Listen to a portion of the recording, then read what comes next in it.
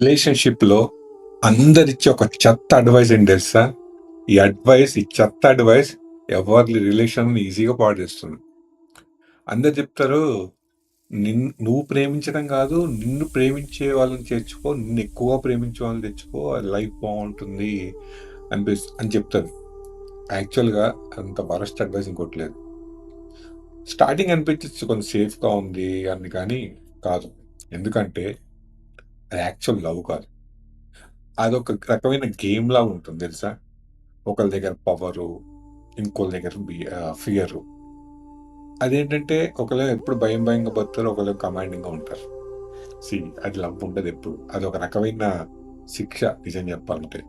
ముఖ్యంగా మన ఇండియన్ ఫ్యామిలీస్‌లో, మన ఊర్లలో కూడా ఇప్పటికి ఉంటది. ప్రెషర్ ఎక్కువుంటది. అబ్బాయి మంచిగా సెటిల్ అయిపోయాడు. కొంచెం అడ్జస్ట్ అవ్వచ్చు కదా! మరీ అంత ఆహ్, హ్యాండ్ పిక్‌గా ఉండకు. ముందు పిల్లలు కనండి. ప్రేమ అదే పుడుతుంది. ఇలాంటి చెత్త సలహాలు రిలేషన్‌షిప్‌ని ఇంకా దారుణంగా పాడు చేస్తాయి.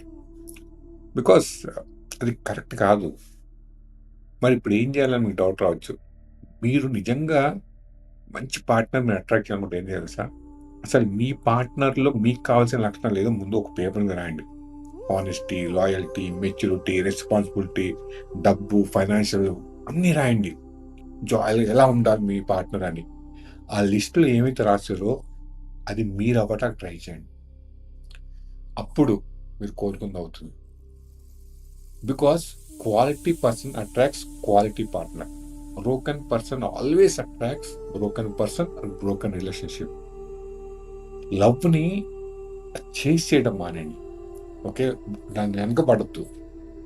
అప్పుడు లవ్ మీ వెనకపడుతుంది. మనకేం కావాలో మనం చెప్తారు కదండీ! మనం అలా తయారైతే ఈజీగా మనకు దొరుకుతుంది. Because we don't become what we want. We become what we are. అది నిజమైన లా ఆఫ్ అట్రాక్షన్. అది నిజమైన పార్ట్నర్‌ని ఒక లవ్‌ని అట్రాక్ట్ చేసే విధానం. సో, ఈ చెత్త సలహాలు వినటం ఆపేసి, మీకు మీ పార్ట్నర్ దగ్గర ఏం కావాలనుకుని మీరు ఎక్స్‌పెక్ట్ చేస్తున్నారో, అది మీరవ్వటానికి ట్రై చేయండి. ఆటోమేటిక్‌గా మీకు అంతకంటే మంచి పార్ట్నర్ వస్తారు అండ్ మీ లైఫ్ బావుంటుంది. So, stop chasing, start attracting. Thank you. See you. Stay connected.